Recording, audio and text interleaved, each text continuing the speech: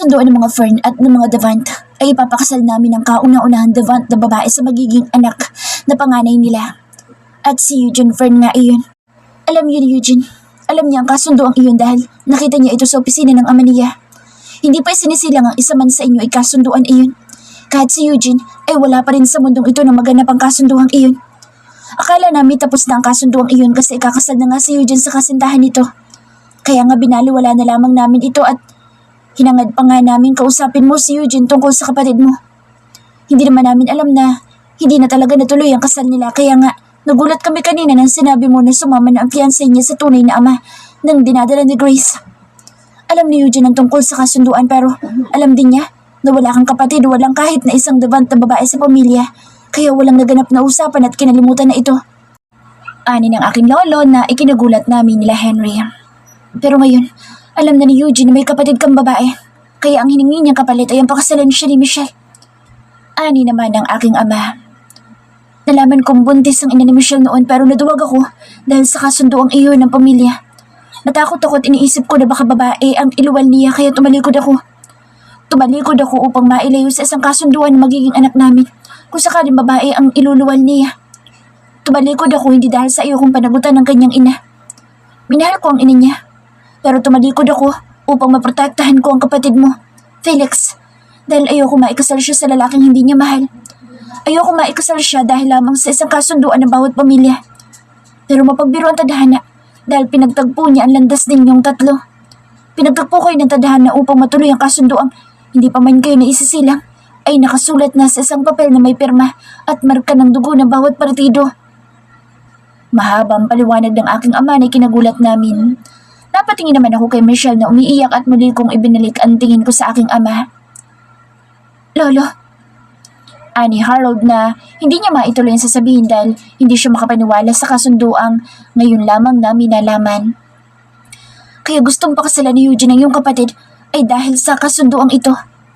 Nasa loob ang kopya ng kasulatan at kung gusto ninyo ito makita, hingin niyo lamang sa kanya. Yun ang dahilan, Michelle, kung bakit wala ka sa piling namin ng iyong kapatid. Sa Michelle mismo ang pumahig sa kasal kaya hindi namin ito tututulan.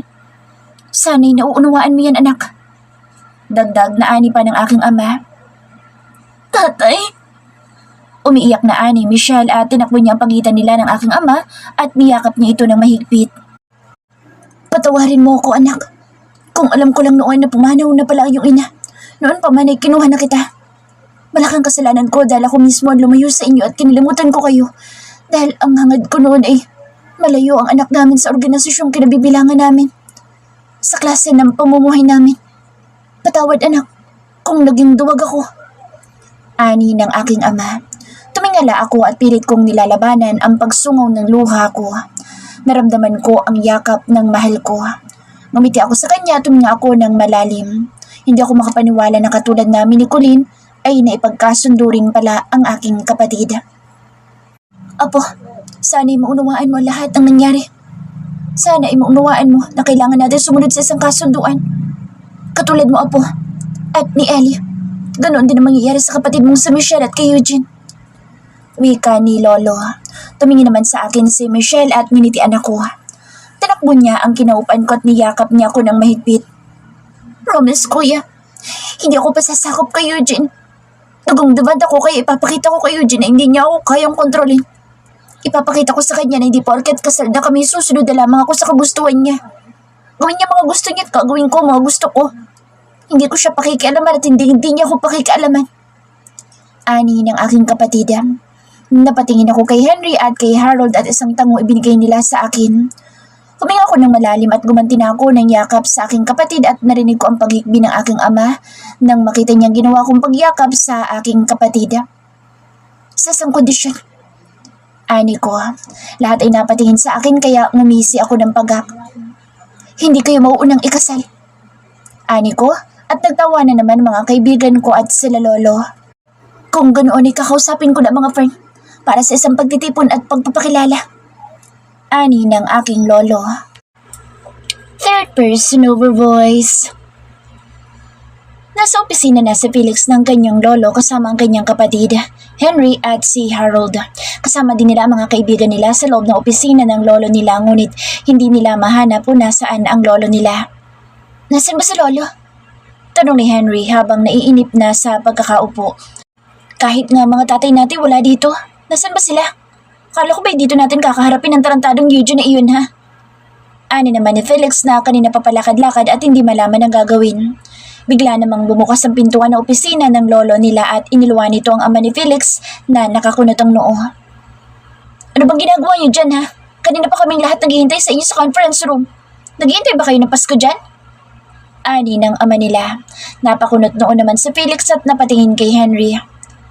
Conference room pala. Akala ko dito sa opisina. Ani Henry sabay taas ng kamay at nag-peace sign agad kay Felix. Tarantado ka talaga, Henry! Galit na ani Felix na ikinatawa nilang lahat, maliban lamang kay Michelle. Sabihin mo lang na ayaw mo na at uuwi na tayo ngayon din. Ani Felix sa kapatid niya. Kumapit naman agad sa Michelle sa braso ng kapatid niya at inihilig ang kanyang ulo sa braso nito. Humugot ng malalim na paghinga si Felix at iginiya niya sa upuan ng kapatid niya. Lumuhod naman si Felix sa sahig at hinawakan ng dalawang kamay ni Michelle na tahimik lamang at kanina pa hindi nagsasalita. Pagsabi ka sa akin, gusto mo pa bang ituloy o uuwi na tayo at kalimutan niyang kasal na iyan? Choose, but I prefer the latter option. Ani Felix at ginusuan lang siya ng kapatid niya.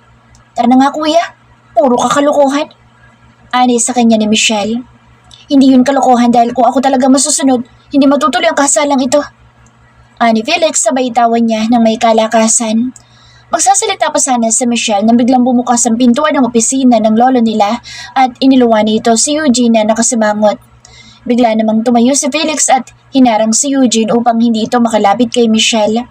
Napahinto naman si Eugene sa paglalakad at tinitigan si Felix. Please, King Venom. Or should I say, Maya? Please, I need my fiancé. Ani Eugene kaya umalis si Felix sa pagkakaharang at nilapitan ni Eugene si Michelle. Let's go. Ani Eugene na hindi nila maunawaan kung may pakiusap o utos. Kung mong mukha mo, mauna ka doon at maghintay ka kung kailan ako darating. Ani Michelle na ikinatawa ng mahina nila Henry. Tahimik lamang si Felix at nakikiramdam sa kung ano man mangyayari. Please, let's go. Muling ani Eugene at inilahad dito ang palad niya kay Michelle. Ngunit tinampa lamang ito ni Michelle palayo. Pwede ba huwag kang makulit? Hindi mo ako mapapasunod sa gusto mo. Mauna ka doon at may pinag-uusapan pa kami dito ng kapatid ko. Ani Michelle kay Eugene. Bigla na lamang binuhat ni Eugene si Michelle na nakasampay sa kanyang balikat at naglakad ng palabas ng opisina. Habang malakas na sumisigaw si Michelle at pinagsususuntok sa likod si Eugene. Hindi naman agad nakakilos si Felix sa ginawa ni Eugene. Nagkatinginan silang magpipinsan at pagkatapos ay nagkibit balikat sila at sumunod na lamang kay Eugene ng natatawa. Kapag nakababa ko, sisiguraduhin ko sinababalian kita ng buto. Malakas na ani ng kapatid ni Felix. Ang lahat ang madadaanan nila ay gulat na gulat at napapalingon na lamang sa kanila. Pagpasok ng conference room ay gulat na gulat ang mga taong naghihintay sa kanila. Napatingin sila kay Felix nang pumasok ito ngunit nagkibit balikat lamang si Felix at iginuso pa si Eugene at si Michelle at sumanyas na may sira daw sa ulo ang dalawa. Dito ka sa tabi ko at makinig ka sa pag-uusapan natin lahat. Ani Eugene at ibinaba na niya si Michelle sa swivel chair. Pagkababa ni Eugene kay Michelle ay isang malakas na suntok ang dumapo sa mukha ni Eugene na ikinagulat nito at ng lahat ng tao sa loob ng silid. Napasa po naman ang binata sa kanyang mukha at gulat na gulat siya sa ginawa sa kanya ni Michelle at hindi niya akalain na marunong itong sumuntok ng ganoong kalakas. Michelle! Galit na tawag ng kanyang ama. Sira ulo yan eh. Hindi makapaghintay. Akala mo naman sisipingin ko siya. Itlog mong bulok. Maghanap ka na sisipingin mo dahil kasalang ibibigay ko sa'yo. Galit na ani Michelle na ikinatawa ni Felix at ng dalawang pinsan niya. Oh my God, are you okay, son? Ani na isang magandang ginang na ina ni Eugene. I'm fine, Mom. It was just a tickle on my nose. Ani Eugene ay kinainis ni Michelle kaya isang sipa sa tuhod ang ibinigay niya kay Eugene. Sabay upo niya sa upuan. Napangiwi naman agad si Eugene dahil sa ginawa sa kanya ni Michelle. Naupo siya sa tabi ni Michelle at hinimas niya ang tuhod niya. I love you too. Ani Eugene kay Michelle na ikinataas dito ng kilay. Umigkas ang kamay ni Michelle pero bago pa man ito dumapo sa mukha ni Eugene ay nasalo na ito ni Felix. Kuya, sira ulo yan eh. Ani Michelle sa kanyang kapatid. Pagpasensyahan ninyo ang kapatid ko. Amazon na talaga iyan kaya kumpiyansa ako na hindi yan maaapi. Ani Felix. Inuusad niyang upuan ng kapatid niya kahit nakaupo na ito upang malayo kay Eugene. Kinuha niya isang swivel chair at inilagay ito sa gitna ng dalawa at naupo na ito na napapagitnaan ni Eugene at ni Michelle. Hindi naman nakakibo si Eugene. Hindi siya makapagreklamo dahil alam naman niya ang katayuan ni Felix. Si Henry naman ay naupo sa katabing upuan ni Eugene nang may ngisi sa labi nito at si Harold ay naupo naman sa kabilang tabi ni Michelle. Well, simulan na natin ng tungkol sa kanilang kasal. Ani ng kanilang lolo. Kailangan ba talaga nandyan silang lahat? Ani ng ina ni Eugene sabay turo sa mga kaibigan ni Felix na nakatayo sa likuran nito. Bakit? May nagrereklamo ba na nandito mga kaibigan ko? Kung may nagrereklamo, uuwi na kami at isasama ko ng kapatid ko. Wika ni Felix at biglang nasamid ang ama ni Eugene. Pasensya na King Venom sa asawa ko. Hindi lang siya sanay sa ganitong klase ng pagtitipon. Wika ng ama ni Eugene. Tumango lamang si Felix at hinintay na lang ulit niyang magsimula magsalita ang kanyang lolo. Well, kung wala na magsasalita pa para putulin ang sasabihin ko, sisimulan ko ng usapang ito. Ani ng aking ama na kamunti ka na ikasamid ng nanay ni Eugene. Soon ang wedding, kung maaari this month. Ani naman agad ni Eugene na kinatawa ng malakas na Felix. Atad kang pakasal ng kapatid ko? Gusto mo bang manghiram na mukha sa aso ha? Felix, hindi ganyan ang pakikipag-usap sa isang tao. Ani ng kanyang ama. Dad, hindi pa nga tapos magsalita si Lolo, pinapangunahan agad niya. Anong this month ang pinagsasasabi niya? Galit na ani Felix. Humugot naman ng malalim na paghinga ang lolo ni Felix at muling nagsalita. Hindi maaari. Ang kondisyon ni Felix ay after ng kasal nila ni Princess Ellie. Ani ng lolo nila. Napatayo naman bigla si Eugene kaya tumayo din agad si Felix. May problema ka sa kondisyon ko? Ha? Nanggigigil na ani Felix. Napaupong muli si Eugene at napapailing ng kanyang ulo. Si Felix naman ay muling bumalik sa kanyang kinaupan. After ng kasal nila Felix ay doon pa lang natin papaplanuhan ang kasalang magaganap sa dalawa. Okay ba yan sa inyo? Aning muli ng lolo nila Felix. Sa amin ng asawa ko ay walang problema. Kami ngayon natutuwa na sa wakas ay may isa sa katuparan na natin ang matagal ng kasunduan ng ating pamilya. Hindi ako makapaniwala na meron palang anak sa Senyor Simon na napakagandang dilag. At hindi lang iyon, isang palaban na katulad ni King Venom. Ani ng ama ni Eugene. Pero Dad, di ba't sinabi ko na sa inyo na gusto ko itong buwan na? Ani Eugene. Gusto mong kontrahin ang kondisyon ko, Mr. Eugene friend? Galit na ani Felix at hindi naman kumibo si Eugene at napapailing na lamang ito. At yan sa akin. Nakita niyo naman unang kita niya sa akin, gusto ko agad. Kala naman niya makakatikim siya ng alindog ko. Balot ang kainin mo at dun ka magpakasawa dahil wala kang mapapala sa akin, no? Ani ng kapatid ni Felix sabay taas ng kilay nito. Siguraduhin ko sa'yo na bibigay ka din sa akin. Ani Eugene na hindi tumitingin kila Michelle. Malakas na tawa naman ang pinakawalan nila Henry na animoy inaasar si Eugene. Napapailing na lamang si Eugene dahil ang daming kumukontra sa kanya. Ikakasal naman na kami, hindi ba? Iuwi ko na si Michelle sa bahay ko. Wika ni Eugene. Biglang tumayo si Felix, Henry at Harold at sabay-sabay na tinutukan ng baril si Eugene na ikinatili ng ina nito. Panginoon ko! Felix! Bitawan niyo nga yan! Sagaw ng lolo nila. Sira ulo lo? Iuwi daw ang kapatid ko sa bahay nila hindi pa naman niya asawa. Galit na sagot ni Felix. Tom, I was joking. Ani Eugene sabay tawa ng pagak. Lumapit naman si Felix sa kapatid nito at inalalayan niyan tumayo si Michelle. Tumingin sila sa lolo nila at tumango naman ang lolo nila na ibig sabihin ay pinapahintulutan silang umalis. Kaya mabilis naman ang naglakad palabas ng conference room sila Felix kasunod ng mga kaibigan nito. I will see you soon, my love. Ani Eugene kay Michelle. Sure, my love. Tingnan natin kung hanggang saan ang haba ng pasensya mo. Ani naman ni Michelle at nag-dirty finger pa ito kay Eugene na ikinagulat ng lahat ng tao sa loob ng conference room. Oh my God, Michelle! Asik ng kanyang ama. Sorry tatay, love you po. Anya at tuluyan na silang umalis. Pagkasara ng pintuan ng conference room ay nagkatinginan silang magpipinsan at pagkatapos ay malakas nang bumunghalit ng tawa si Felix. Tom, that was fun. Ani Felix na hindi tumitigil sa kanyang pagtawa. Maging sila Henry ay malakas na din tumatawa habang ginagaya nila ang pagsasalita ni Eugene tungkol sa pagtutol nito tungkol sa mauunang kasal nila Felix. Kung obsessed ka kay Princess Ellie, triple ang pagka-obsessed ng isang Eugene Fern sa kapatid mo. Ani Henry sabay tawa ng malakas. Napatigil naman sa pagtawa si Felix at matalim na tinitigan si Henry. Gago, hindi ako obsessed sa mahal ko. Sobrang mahal ko lang talaga siya. Ani Felix sabay tampal sa likurang bahagi ng ulo ni Henry. Malakas na tawa na naman ang namayani sa kanilang lahat habang napapailing na si Felix. Pero bro, seryoso lang. Grabe naman pagkaatat ng Eugene na iyon sa kapatid mo. Ani Calvin. Baka akala niya mapapaamo niya ako. Nagkakamali siya. Kung inaakala din niya na sasama ko sa kanya sa America, nagkakamali din siya. Dito ako maninirahan sa Pilipinas. Kung gusto niya makita ko araw-araw, siyang makasama sa akin dito. Pero hindi ako sasama sa kanya sa Amerika. Ani ng kapatid ni Felix. Natahimik si Felix. Humugod siya ng malalim na paghinga at hindi siya makapaniwala na hindi pa man sila naisisilang ay may kasunduan na agad ang dalawang pamilya. Natatawa siya na napapailing ng ulo sa tuwing naiisip niya ang guhit ng kapalaran nila. Hindi siya makapaniwala na biglang darating sa buhay nila si Michelle na ang dahilan ay ang kasalang Eugene at Grace.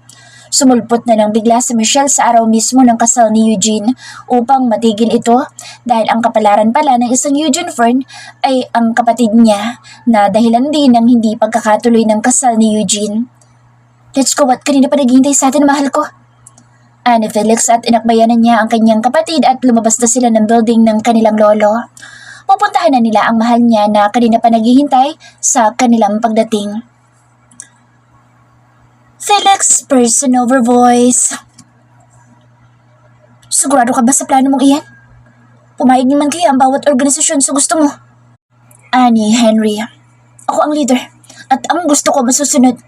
Tapos na ang pamumuno ni Lolo kaya ang bagong panuntunan ko ang masusunod. Makakaharap pa naman din sila dahil lahat naman sila ay dadalo. Hindi ko na kailangan pa maghintay at pumunta ng Milan para lang sa pagharap. Naipakita ko na rin ito kagabi kay Lolo at nakuha ko naman ang approval niya. Kaya wala namang problema tungkol dyan.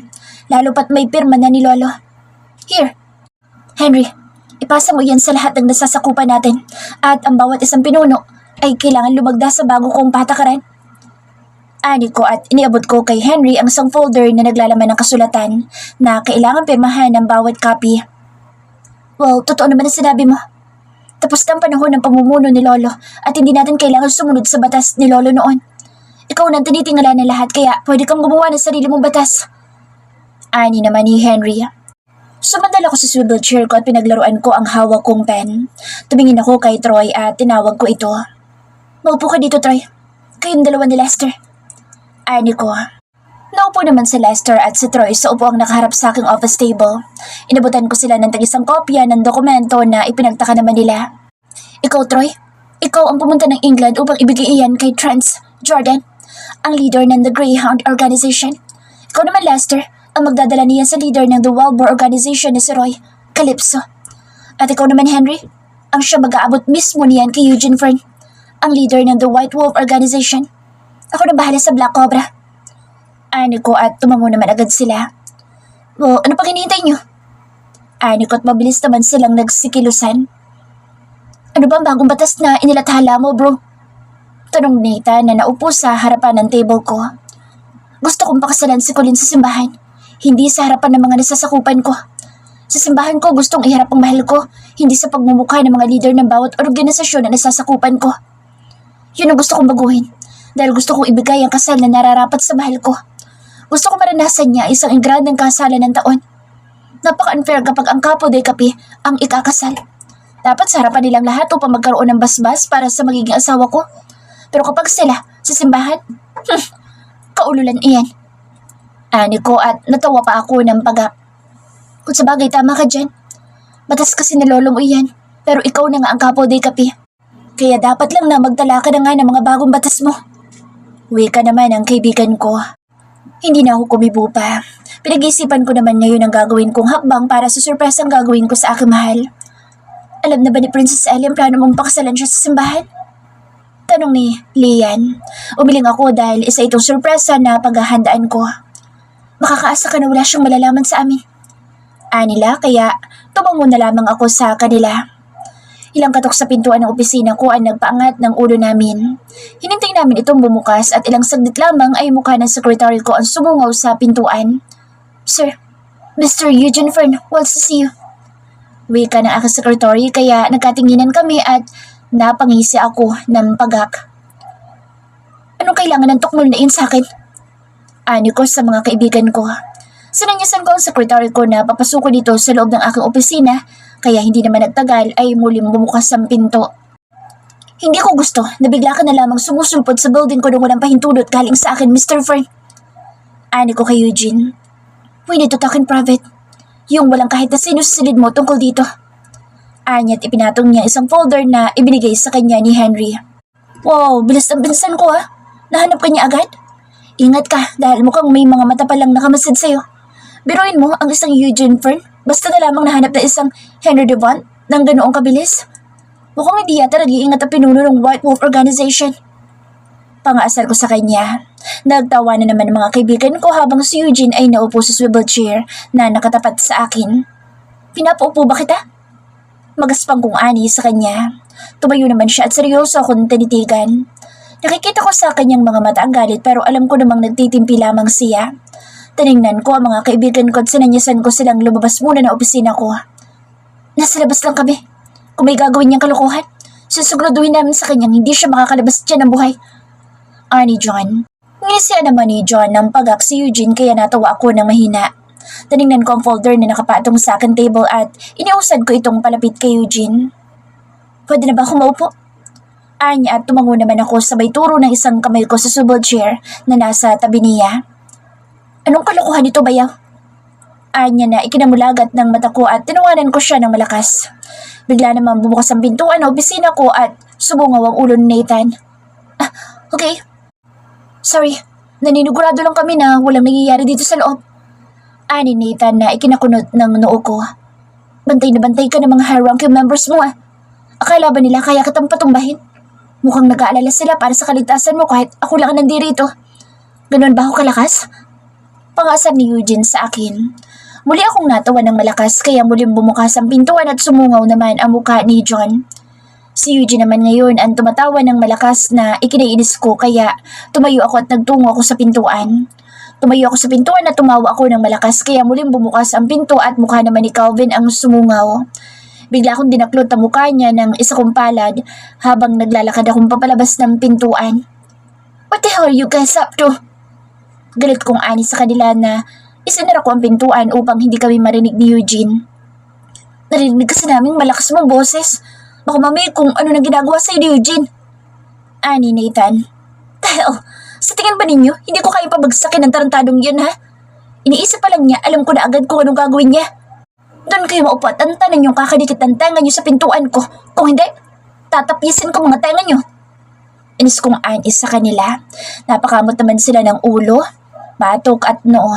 Napailing-iling na lamang ako sa mga saraulo kong kaibigan na ito pero sa isang banda ay natutuwa naman ako dahil alam ko nandyan lang sila palagi at nakasubaybay sa akin. Muli akong bumalik sa aking opisina at naupo ako sa swivel chair ko. Inayos ko ang aking korbata at muli kong tinignan ng folder. Anong tungkol dyan?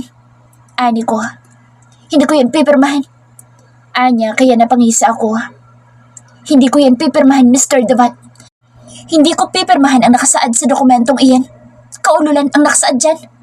Anong ibig mo sabihin na pakakasalan mo sa Princess Elena Andrade at pagkatapos ay walang maaaring ikasal na leader ng kasabay na taon? Anong ibig mo sabihin dyan? Ibig ba sabihin yan? Next year pa akong maghihintay para ikasal kami ni Michelle? Hindi ako papayag. Wika niya at nakikita ko sa kanyang mga mata ang galit. Are you raising your voice at me, Mr. Fern? Nakakunot noo kong ani. Yes. Do you have a problem with that? Galit niyang ani na ikinatawa ko ng pagak. Sumandal ako sa aking swivel chair at tinitigan ko ang mukha niya. Nakangisi lamang ang kalahati na mukha ko sa kanya. Gusto ko ang lalaking ito. Matapang at hindi iniinda kung sinong kaharap niya basta pagdating sa aking kapatida. Mukhang mapagkakatiwalaan ko nga ito na kaya niya ipagtanggol sa Michelle. Kaya lang too bad, hindi pa ako tapos makipaglaro sa kanya. Hindi niya alam siya lang may kakaibang kopya ng bagong batas na paiiralin ko. Siya lang naman kasi ang kiniinisan ko kaya hindi ko pa ibinibigay sa kanya ang totoong dokumentong pipirmahan niya. Iyon ang gusto kong mangyari kaya iyon ang masusunod. Ako ang kapo di kapi ninyo. Kaya kung ano sinasaad ng dokumentong iyan, yan ang masusunod sa ayon sa gusto mo. Pipirmahan mo yan sa harapan ko ngayon din. Kung ayaw mong magulo ang organisasyon mo at hindi matuloy ang kasal ninyo ng kapatid ko. Huwag ka masyadong atat, Mr. Fern, at makakalad ka rin kita sa rooftop at ihulog kita sa ibaba. Inis kong ani pero sa kaloob-looban ko'y natatawa ako. Kinuha ko ang pen at iniabot ko ito sa kanya. Bigla naman siyang tumayo at tinitigan ako ng masama. Diyos, Mr. Fern, pipirma ka? O magugulo ang organisasyong pinamumunuan mo at hindi ba matutuloy ang kasal mo sa kapatid ko? Pang-asar ko. Shit, this is absurd. Inis niyang ani at naupong muli sa swivel chair. Pirma na. Pipirma na yan. Uy, pipirma na yan. Pangiinis ko, sabay abot ko ng pen sa kanya nang hindi nawawala ang malaki kong ngisi sa aking labi. Pablit niyang kinuha sa akin ang pen at inilabas ko naman ang dokumentong nasa loob ng folder. Tinitigan niya ako ng masama habang iniaabot ko sa kanya ang pipirmahin niya pero biglang bumukas ang pintuan at iniluwan nito ang kapatid ko. Bad timing talagang kapatid ko. Kuya, punta kami ni Agatha sa mall. Samahan mo naman kami. Ni Michelle kaya bigla akong tumayot sa nalubong ko agad ang kapatid ko. May bisita ka palang kwago. Ng kapatid ko na ikinatawa ko ng malakas. Hey babe, ako na lang sasama sa'yo. Sandali lang at pipirmahan ko lang ito. Ni Eugene na ikinataas ng dalawa kong kilay. Babe, mumukha mo. Hindi kita bet. Hindi kita bet kasama. Ani ng kapatid ko kaya napangisi naman ako. Inalalayan ko namang maupo ang kapatid ko sa sofa habang si Eugene ay titig na titig kay Michelle at nakalimutan na ang pipirmahan niya. Pirma na, bilis! Ani ko pero hindi ako pinansin ni Eugene at nakatitig lamang siya sa mukha ng kapatid ko na animoy nahihipnotis mo na. Kinuha ko ang aking telepono at nag-chat agad ako kay Calvin. Gawin na natin ang plano. Nandito ang kapatid ko kaya pumasok ka dito at gawin mo ang sinabi ko sa iyo kagabi. Chat ko kay Calvin. Nakita naman ni Michelle ang chat ko sa kaibigan ko kaya napakulod siya ng noo at tumingin sa mukha ko. Isang kindat ang ibinigay ko sa kanya kaya ngumiti siya sa akin na tila ba alam na niya ang kanyang gagawin. Bigla namang bumukas ang pintuan ng opisina ko at iniluwan nito si Calvin na nakangiti at mabilis na lumalapit sa amin. Hey baby! Anya at isang yakap ang ibinigay nito kay Michelle. Bigla namang sumugod si Eugene sa kaibigan ko at isang malakas na suntok ang umigkas sa kanya na nailagan agad ni Calvin. What the hell? Ani Calvin at tumawa pa ito kaya nakitawa na din ako. Eugene, tumigil ka nga! Sigaw naman ng kapatid ko habang nagwawala si Eugene at pilit na inaabot ng suntok ang kaibigan ko. Ako naman ay nag-e-enjoy sa nakikita ko at sumandal pa sa sofa. Huwag na huwag mong yayakapin ang asawa ko, tarantado ka! Malakas na sigaw ni Eugene. Sabay unday, muli ng malakas na suntok kay Calvin na hindi naman tumatama sa kaibigan ko. Walang makatatalo sa amin pagdating sa manumanong bakbakan dahil halos araw-araw kami nag-ensayo sa isa't isa at ginagawa namin pang-ensayo ang bawat katawan namin. Hoy, Kwago! Kailan mo ko naging asawa, ha? Nananaginip ka ba, ha? Malakas na sigaw ni Michelle at lumapit ito kay Eugene, sabay hampas ng bag na tumama sa pagkalalaki nito. Biglang napasapo si Eugene sa harapan niya na ikinagulat naman ng aking kapatid kaya mabilis siyang napaatras at napatingin sa akin sabay tago sa likuran ko. Oh my God! Nabasag ba? Sorry ha? Ani ng kapatid ko na ikinatawa ko ng malakas. Bigla namang nagsipasukan ng mga tauhan at kaibigan ni Eugene sa loob ng opisina ko pero natigilan sila nang makita nilang nakatayo ako sa harapan ng leader nila na tumatawa. Binigyan ko ba kayo ng permisong pumasok dito sa loob, ha? Inis kong ani. Hindi naman sila makatingin sa akin at maging kaibigan ni Eugene na si Conrad ay hindi rin makatingin sa akin. Bro, okay ka lang ba, ha? Ani Conrad at makikita sa kanya ang pag-aalala. Sorry, nabasag ko yatang itlog na pugo. Ani ng kapatid ko na ikinatawa kong muli ng malakas. Itlog na pugo? Gusto mo bang makakita ng higanteng itlog ng pugo? Ani Eugene na hindi ko mapigilan ang pagtawa. I see. Buti naman pala kahit paano may malaki dyan. Biruin mo, dalawang higanteng itlog na pugo at sa gitna nito ay may buntot ng daga. Ani ng kapatid ko na umugong ang malakas na tawanan dahil maging sila Conrad ay tumawa. Pero tumigil agad nang tinitigan sila ng masama ni Eugene. Sinanyasan ko mga tauhan ni Eugene na lumabas ng aking opisina na mabilis namang nagsisunuran sa utos ko. Tumayo naman ako at inalayan kong maupo si Eugene sa swivel chair upang mabawasan ang sakit na nararamdaman niya. Naranasan ko yan kaya alam ko ang pakiramdam kung gaano kasakit ang tamaan ang itlog. Pero at least, ang itlog ko mas malaki naman kaysa sa itlog ng pugo. Bakit kasi doon mo pinalo ha? Ang pasaway mo talaga. Ani ko. Hindi ko naman maiwasan ang matawa sa kapatid ko lalo na nang ngumuso at inirapan pa si Eugene. Hindi ko naman kasi sinasadya. Tinawag ko sa akong asawa kaya nainis ako. Ani ng kapatid ko. Langya ka. Sa susunod na dumait ang kamay mo sa balat ni Michelle, papatayin kita. Galit na ani Eugene kay Calvin. Ganitong daiti ba ha? Ani Calvin sabay akbay sa kapatid ko at idinikit pa nito ang katawan at mukha nito sa kanya at hinalikan sa ulo ang kapatid ko. Lalong nagwala si Eugene at kinuha ang nakasukbit niyang baril sa likuran niya at mabilis na itinutok sa ulo ni Calvin.